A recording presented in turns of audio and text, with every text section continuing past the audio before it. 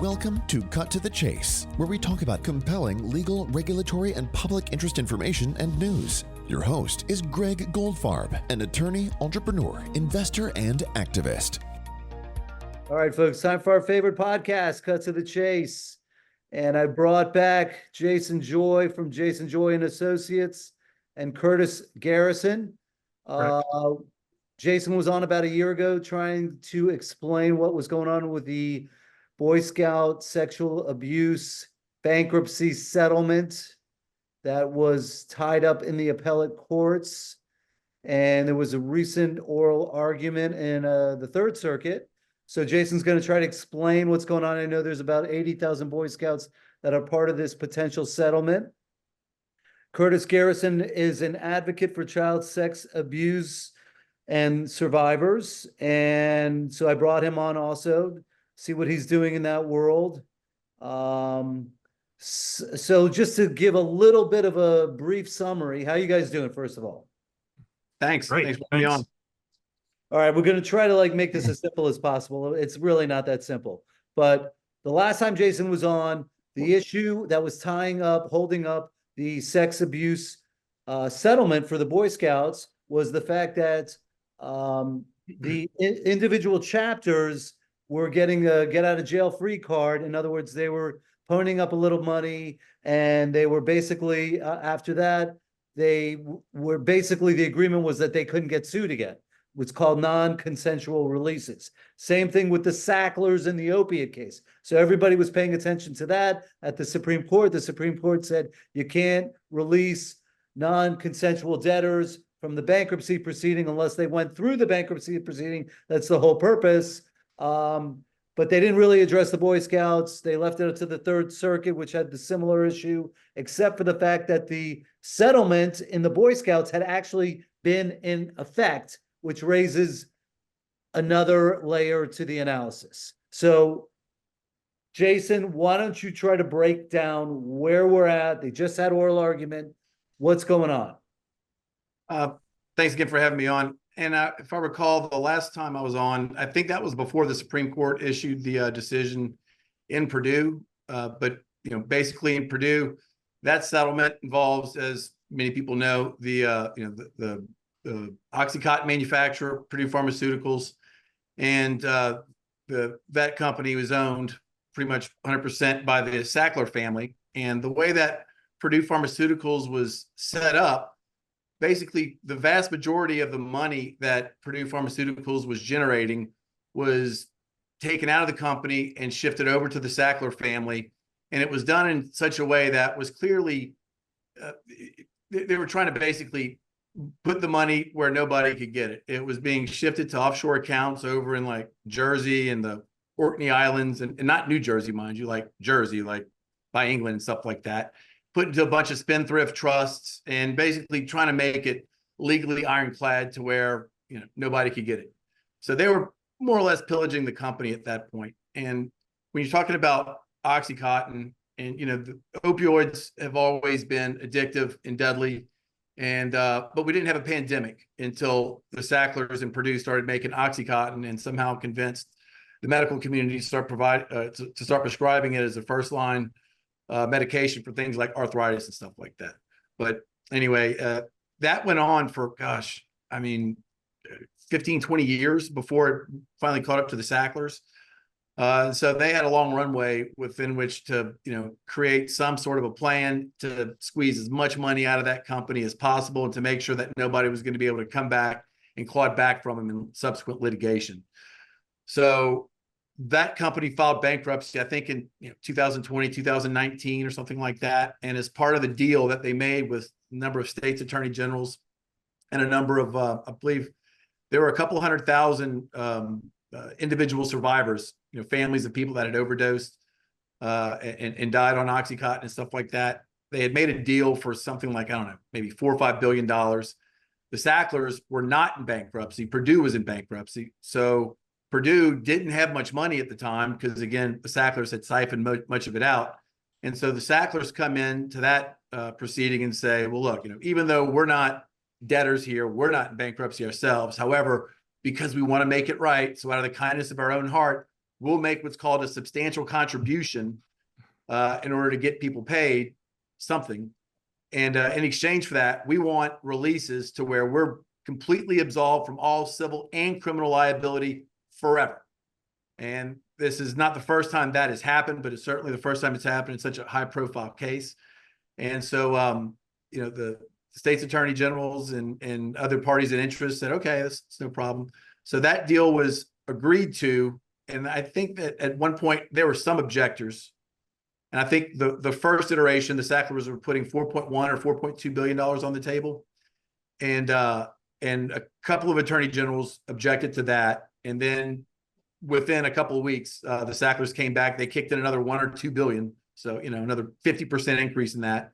And that took care of all the objectors. So that went, it was, the bankruptcy court approved it. The district court reversed it, said, no, you can't do that. You can't give the Sacklers a get out of jail free card for this. It's not permitted under the bankruptcy code, and it's prohibited under all sorts of other provisions of the law.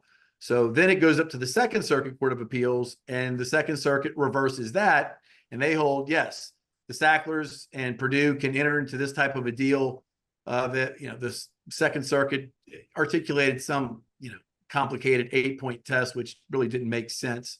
And so even though you didn't have any objectors in that deal, the U.S. trustee, which is basically the watchdog, the bankruptcy watchdog, falls under the Department of Justice.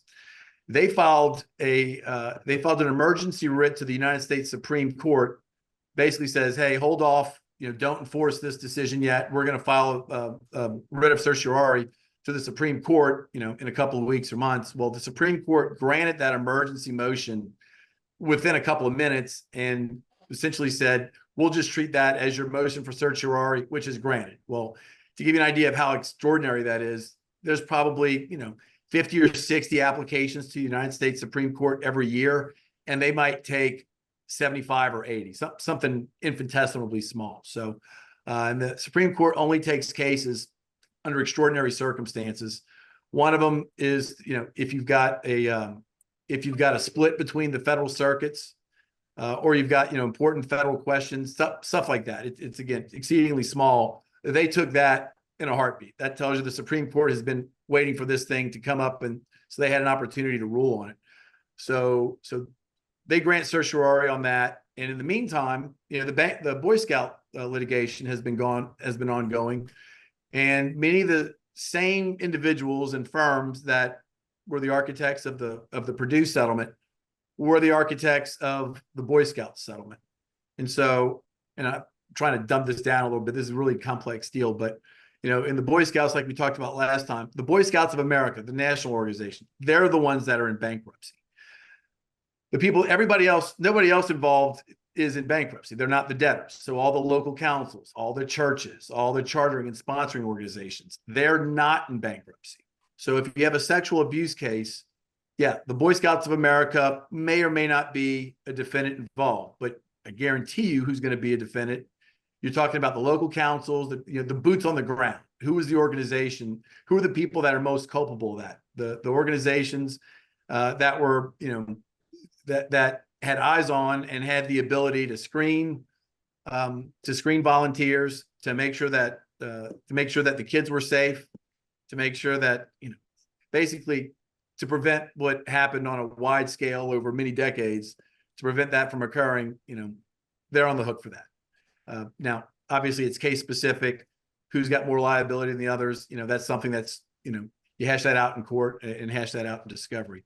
But the Boy Scouts of America, they filed bankruptcy in January 2020 or February 2020. And they specifically said in their first day brief, we're filing bankruptcy because a number of states like New York, California, and a host of others have come along and they've realized that given the nature of childhood sexual abuse, it's many, many years, if not decades, before the victims actually come out and admit to somebody else, hey, I was sexually abused when I was a kid in connection with scouting.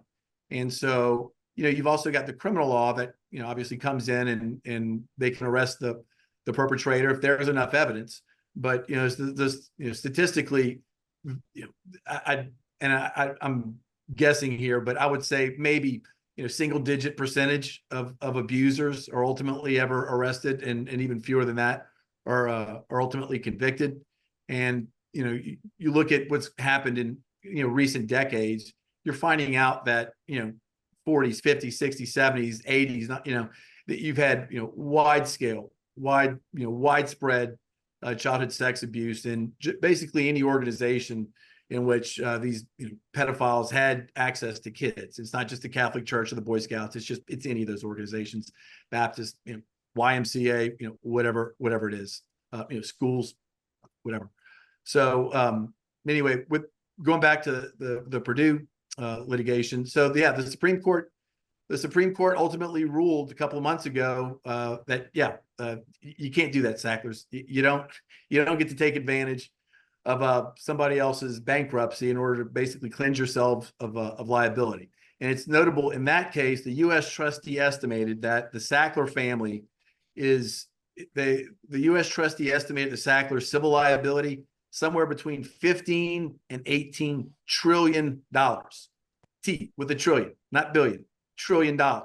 When you think about it, I mean, how many overdose deaths a year happen in the United States, and how many other near deaths, and how many families where you might not have an overdose death, but lives are just destroyed. And it doesn't just destroy the life of the person who's the addict. It's their loved ones, their friends, their employers, society in general, because ultimately the taxpayers have to come in and foot the bill for a lot of that stuff. So the Sackler deal was there. Now that decision has been reversed, and keep in mind the arguments in front of the Supreme Court were from the survivors basically saying, well, this is all we're going to get and it's better than nothing, so we'll take it now. Well, all of those survivors, they're just mouthpieces for their attorneys. Most clients are going to they have good reason to just think, hey, my lawyer, whatever he's telling me must be the case. Well, and I don't represent any of the victims in Purdue, but I'll tell you this: the Sacklers have a great deal of money. It's a lot more than what they're kicking in right there, and they shouldn't be able to basically get away with committing, arguably genocide, and being able to live a very comfortable, privileged life for many generations based on those ill-gotten gains. That's it in a nutshell. Maybe other people disagree with me on that, but the laws are here in order to apply to everybody and to give justice or some measure thereof whenever there's been a wrong committed, not to insulate yourself from committing this really large, egregious criminal act, not just on the individual addicts and those families, but on society in general. So Boy Scouts is a very similar case in that it's widespread. You've got just unspeakable damages and criminal conduct over many decades. And you put the primary blame with the pedophile. However, at a certain point, and certainly the Boy Scouts were aware of this, no later than the 1920s, that the organization had a problem. Pedophiles were using the organization to get access to kids. There were any number of things that the Boy Scouts could have done to minimize. You're never going to completely get rid of it, but to cut down 99% of the incidences of childhood sexual abuse. And they didn't do that. They turned a blind eye to it, act like it didn't exist. It wasn't just the boy. I mean, again, it's kind of everybody up until basically the last 20 years. Whenever there was whenever somebody came forward, hey, I was abused, the first reaction of just about everybody involved, even including the parents, if parents were in the picture of the kid's life, was, oh, this didn't happen, or sweep it under the rug, something like that. And that clearly contributed to the problem. I know, that was certainly the case with the Catholic Church. We have a number of those cases. My firm does in Louisiana and a number of states across the country. But a long story short, with respect to the Boy Scouts, the Purdue case, as we predicted, it cast doubt on the Boy Scout settlement. Right now, the Boy Scout settlement was approved by the bankruptcy court somehow, and it was approved, in my opinion, begrudgingly by the district court, and now it's in front of the Third Circuit Court of Appeals. And one thing that is relevant in the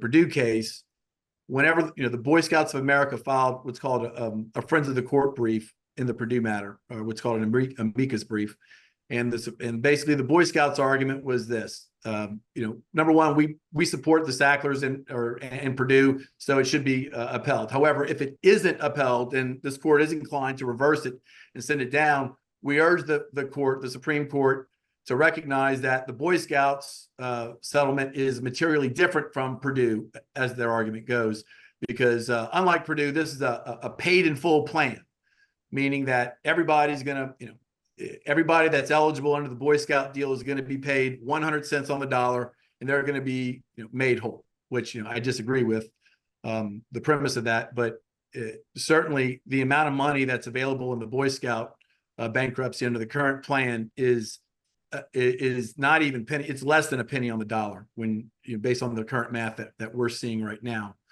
But under the Boy Scout plan, that plan was written again largely by a number of people who had a major part to play in the now overturned Purdue settlement, and that plan was meant to go into effect, or the effective date was whenever the district court approved that. So that was March or April of 2023. So at that point, when the district court approved it, the Scouting Settlement Trust, with the trustee, retired bankruptcy judge Barbara Hauser from the Northern District of Texas. She's the trustee that was appointed to basically oversee all the settlement infrastructure for the Boy Scout Settlement Trust, and Special Master Randy Roth is the claims administrator.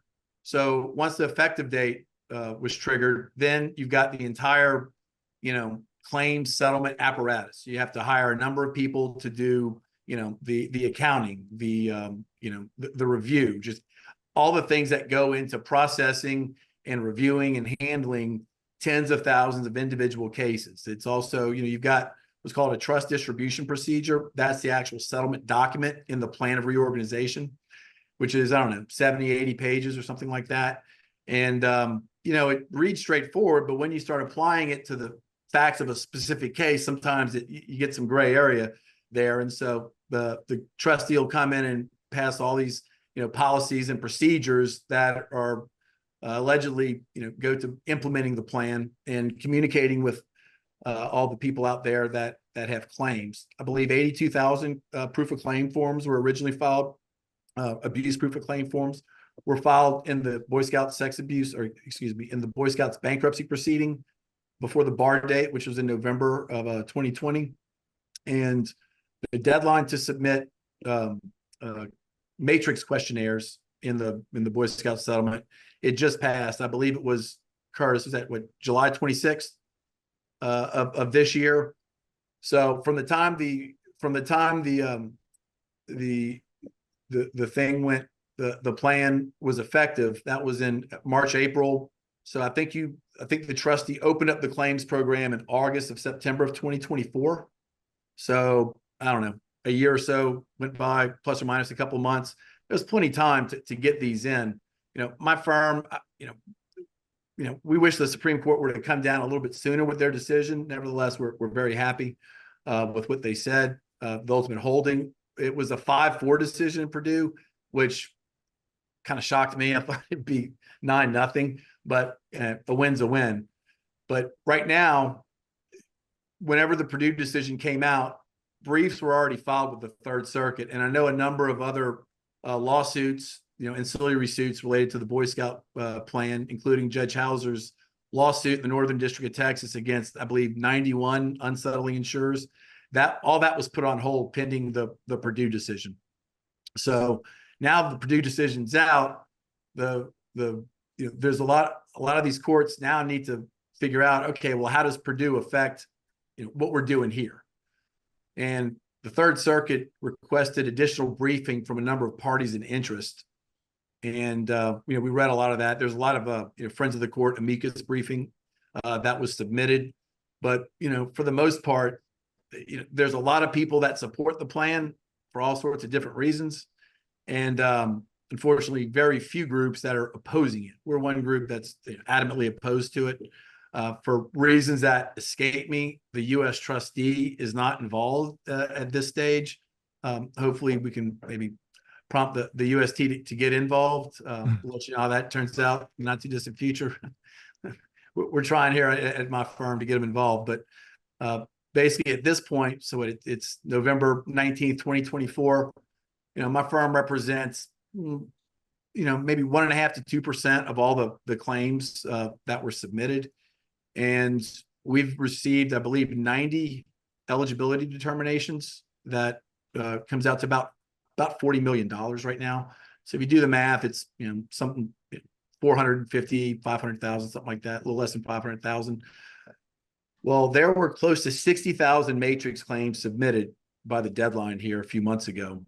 And at this point, there's only $2.46 billion that's been with the various settlements to fund the plan.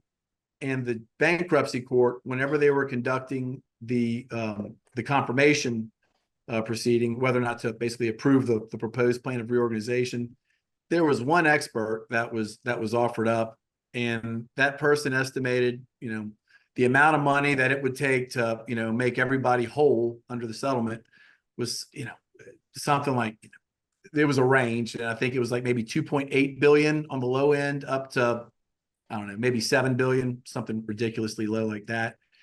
And we've said this from day one, that is not nearly enough money to make everybody whole. And again, whole, as defined in the TDP. And by that, it's like, if you are eligible and you submit a claim and you are determined that you are, your claim is worth $750,000, if you collecting promptly thereafter $750,000 and not one penny less, that's what I mean by made whole in this situation. Well, as of right now, the trustee, Judge Barbara Hauser, has said, if you are determined eligible for compensation and you agree with it, you sign the release, you're going to get paid a whopping 1.5%. So if you have $1 million claim and you agree to take it, you're not getting $1 million. You're getting 1.5% of that. So 15,000. That's before attorney's fees. Usually 40%, standard across, that's how things go. Plus litigation costs and expenses. And, so you figure maybe you're getting 55 cents on the dollar at that point. That's not justice. That's not what Boy Scouts, voted for. And that's not what they were told by the plan supporters. And, my position on this has been pretty clear the whole time. And maybe I'm just too simple on this, but look, if you're going to tell people that this is what they're going to get in a settlement and that it's a paid in full plan, well, it needs to be paid in full. And common sense would tell, you don't need to be an expert to figure this out. If you've got 60,000 people that make, that actually submit claims, and the average claim is what, 400,000, right? That's what, $24 million.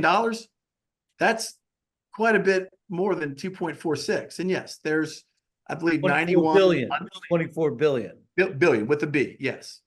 So as of right now, and contrary to what a lot of people would have you believe, this is not a paid in full plan. It's not even close to a paid in full plan. In fact, it's, and I'll let survivors like Curtis speak to this, but I don't think anyone in their right mind would have voted for this plan if they would have known, in fact, what it was actually likely going to pay you. All right. So is the holdup the? And I could go on and on for days on this. I'm sure you. I know, but we're trying to get everybody educated. Yeah. All right. That's kind of waiting to hear what's going to happen, and maybe they're under, a misconception. But is the holdup in terms of getting the full amount of compensation under the plan, as people were under the belief, the fact that the insurance carriers that were covering this have not ponied up more money, or like where is the disconnect?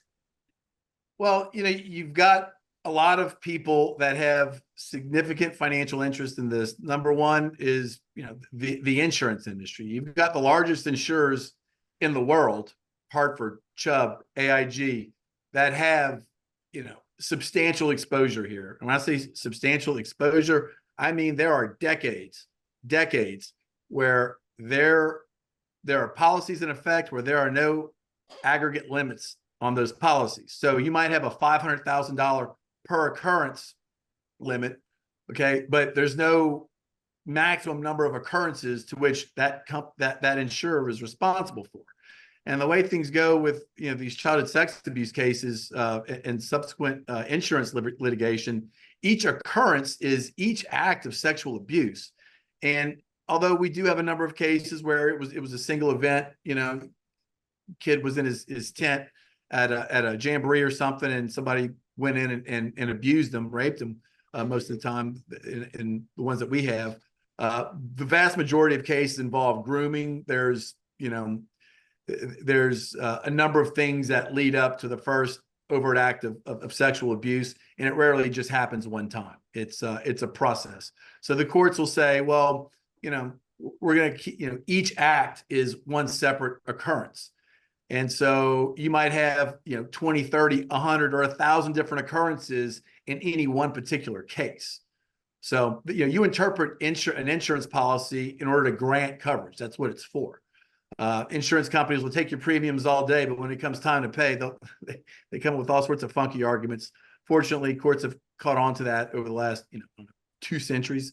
So there are a number of legal doctrines, including contra preferentum, that come into play, which, and that's basically contra preferentum, legal doctrine that says if there's any ambiguity whatsoever in a policy, you construe that in favor of coverage. And another thing I might add, which is really important, just like, the per occurrence, you've got no aggregate limit on those. Same thing with punitive damages. In just about every childhood sex abuse case, you're talking about criminal conduct of a very heinous nature. And so if you find, if there's liability there, you're generally always going to have punitive damages. And all those policies cover punitive damages too. So what is, are the insurance companies that you're talking about fighting coverage? Or some of them, all of them are fighting coverage, or saying, for one reason or another, it isn't applicable. However, the largest insurers, the ones that had, much of the coverage, and keep in mind, you've got layers upon layers. You've got, there's just one thing the Boy Scouts have, okay? They've got unlimited insurance. There is more than enough insurance coverage to make everybody whole. That is, to pay everybody that makes a claim that is deemed eligible to be paid 100 cents on the dollar. And that's, that's pretty much what was advertised whenever the voting came out. Now, I was in trial at the time, so I wasn't involved I wish I could have been at the time, but Curtis was involved in this from day one, even before that. And I was on one of these leadership groups. I'm not going to say who it was briefly, but I was involved whenever they made the first deal with Hartford. Wrote the demand for something like $7 billion to Hartford. And because I remember looking at it, I was like, man, that's a pretty big demand, pretty strong. I think my first demand I ever wrote was for like $10,000 or something back in 2008.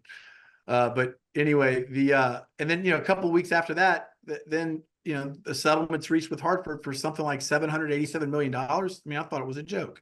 780. Hartford pays billions a year to their common shareholders in just dividends, what I'm not understanding is, with the insurance, are they still fighting about whether there's coverage? When you're telling me there was a settlement for a certain amount of money, which does not exist because the insurance companies have not coughed it up. Are they not going to call? Is it their decision? Is it something that's being fought in court? Is there negotiations?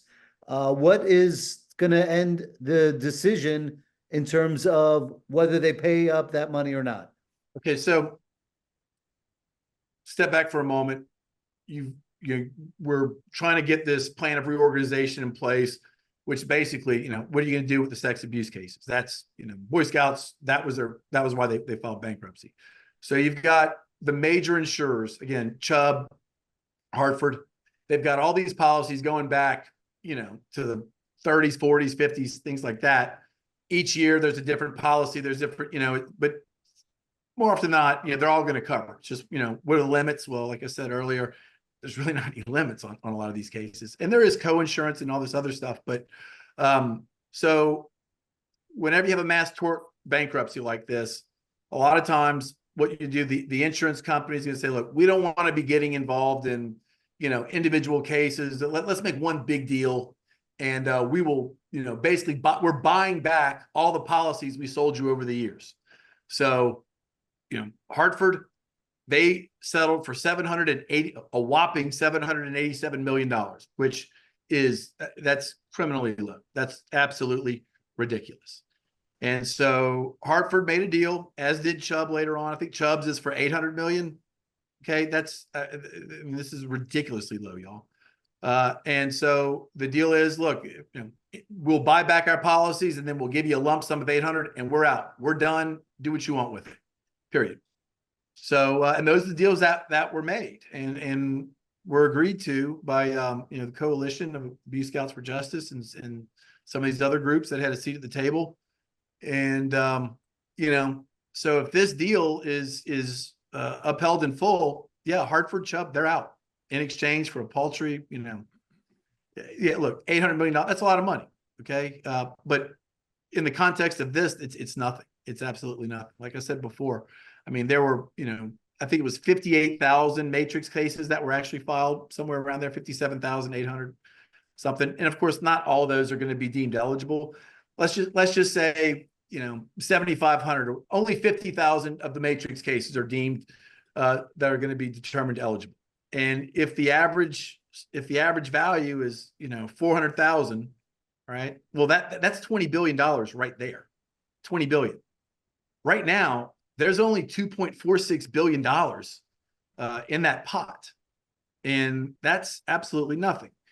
Now, if you go back and listen to the town halls that Judge Hauser has held and some of the public statements that she's made since this thing went effective, she said, there's at least another $4 billion available from these 91 unsettling insurance companies that she's filed suit on in the Northern District of Texas.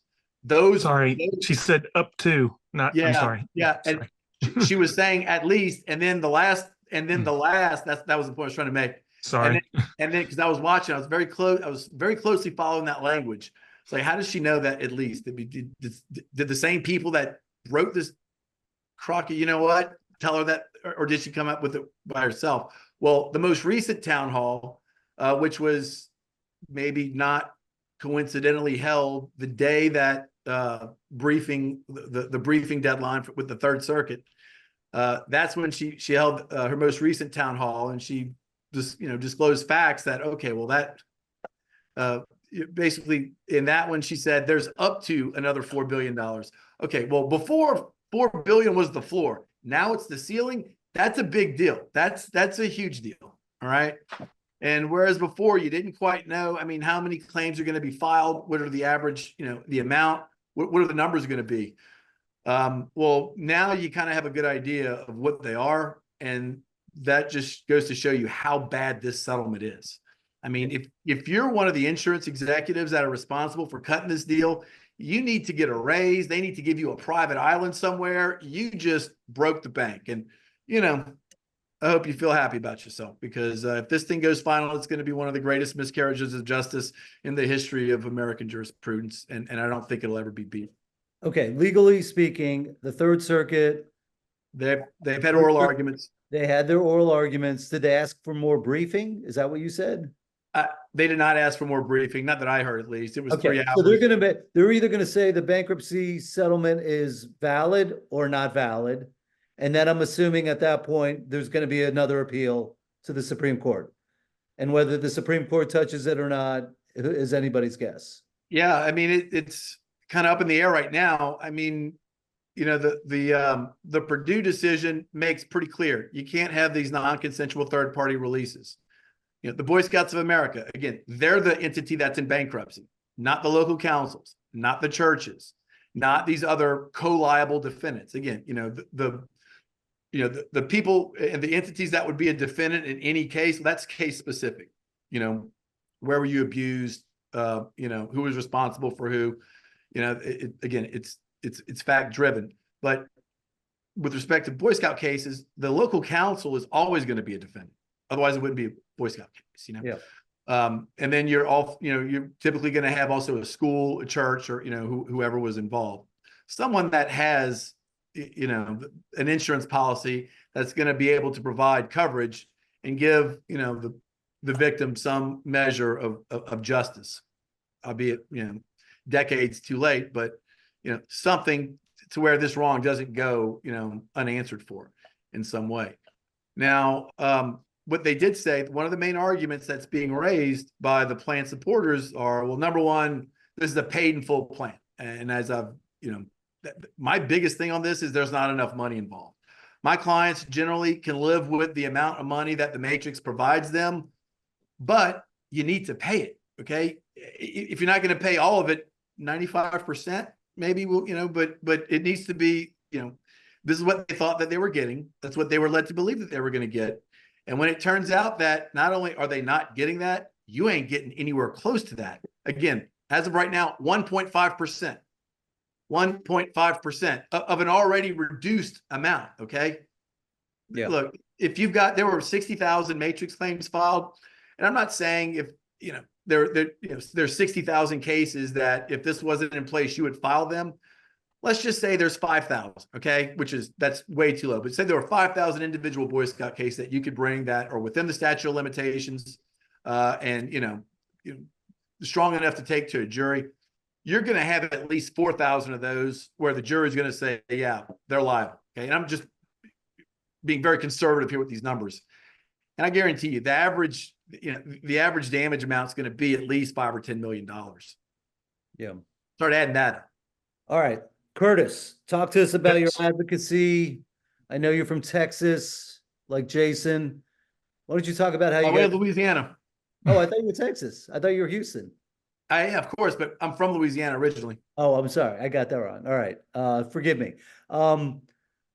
Curtis, talk to us about your advocacy, the statute of limitations, what you're doing in Texas, how that plays out. I mean, basically, if you scratch your head and you hear like, oh boy, all these sexual abuse cases took place 4 decades ago, how is it that what happened to the statute of limitations? So I'm you got the floor now.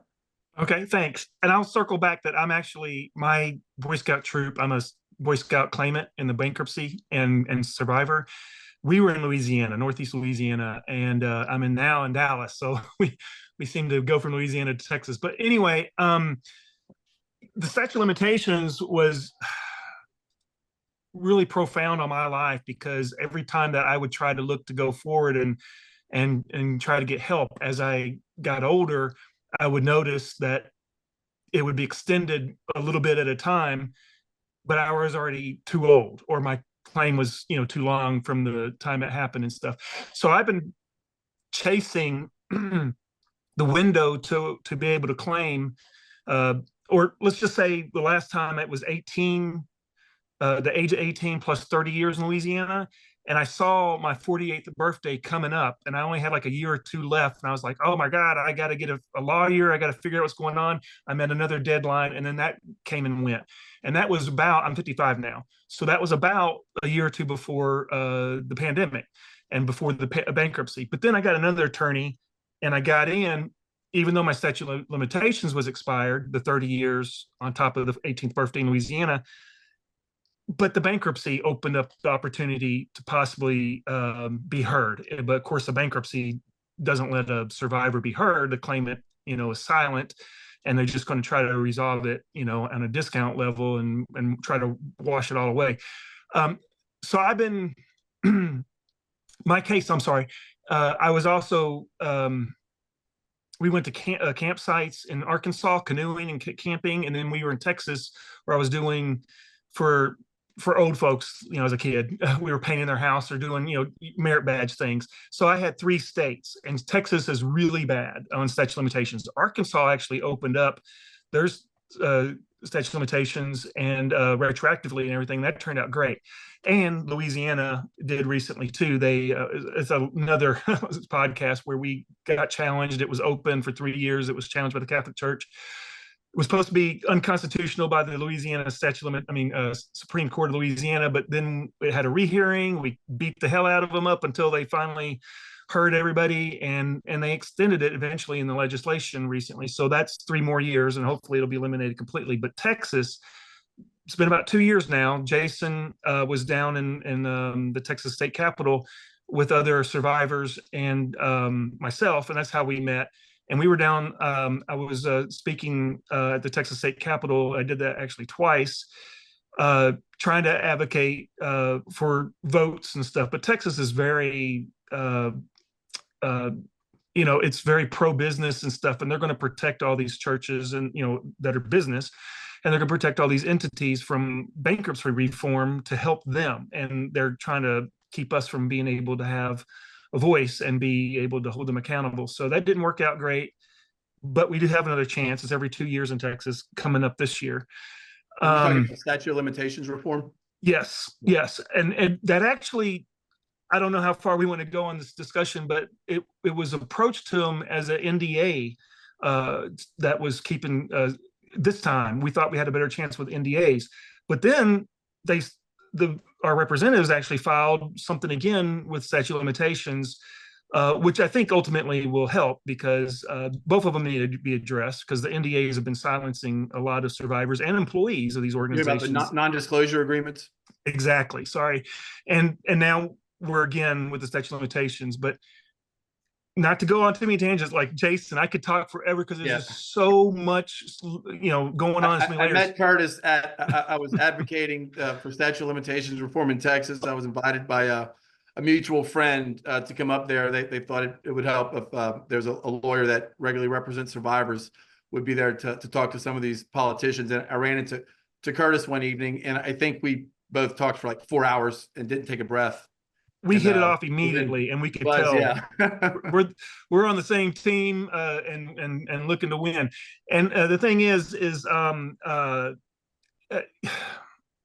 like I said, there's so many tangents, but recently that's helping us and the Boy Scouts, because I know there's between 3,000 to 5,000, and the reason why I don't know the number is because some of them are in Cub Scouts and Boy Scouts, and we haven't filtered out the exact number in the middle of how many people are double accounted for. So in Texas alone, there's a few thousand, and they aren't getting much because the statute of limitations and the bankruptcies accounted for, and that harms their recovery.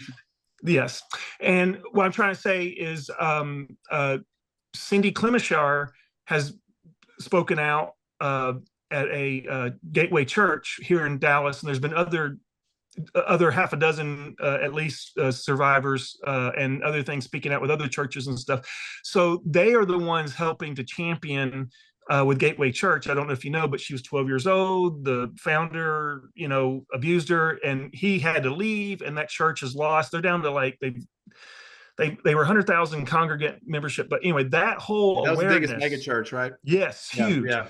And that whole situation is elevating awareness and gaining support from the public, because they've lost, I think they're down to 35% of lower donations to the church, and they're firing people. It's really accountability from public opinion more than we've seen in a lot of cases, even though people are leaving that Catholic Church, etc. But this is really current, and it's really influencing. I mean, that church is financially struggling. Even though they had like $130 million going to missionary missions, and they were only spending like 3% on it. So that is out public and making them accountable as well. So people are not donating, and they're wanting people to protect these survivors. And we are all working together collectively to help these survivors. And again, thousands of them in the Boy Scouts will hopefully in the state of Texas be able to be a part of that and get their voice heard. And just to clarify what Curtis is saying too, we're talking about statute of limitations reform, like I mentioned earlier on. So you've got you get the criminal realm where district attorney and the cops come in and, hey, pedophile, Mr. Pedophile, you're under arrest, and we're gonna take you to trial for allegedly sexually abusing this person or these kids. Okay, that doesn't do anything to compensate the victims. And when you talk about the number of pedophiles that are actually arrested and convicted, it's got to be in the low single digits when you look at all the actual childhood sexual abuse that takes place.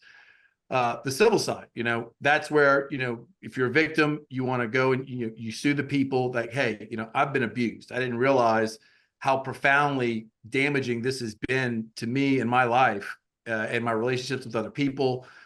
So I want to sue, the Boy Scouts, the church, whoever, for damages for allowing this to happen. There was a number of things that you could have done to prevent this. All right. And you did. And certainly you knew that before I ever came along, the hypothetical, victim here. And so usually the time period to file a lawsuit is in Louisiana, you used to have to do it before your 19th birthday. And Curtis talked about some other measures that come on later, but a lot of states, you got to do it before your 20th birthday. Well, studies have now shown, okay, because there's a lot of people that have put a lot of time and effort into this over the previous decades. And I think the social stigma is not nearly what it used to be. I think, a lot of grown men feel a lot more comfortable coming out and saying, hey, this happened to me too, well, those studies generally show, I think still maybe, Curtis, maybe a third or a quarter still take it to their graves. But the median age of men that come out and admit that, hey, this happened to me is something like 53 or 54 years old, way past, any civil statute of limitations. So recognizing that, states like New York, California have come along and said, yeah, we're going to do away with that because this is too bad to go uncompensated.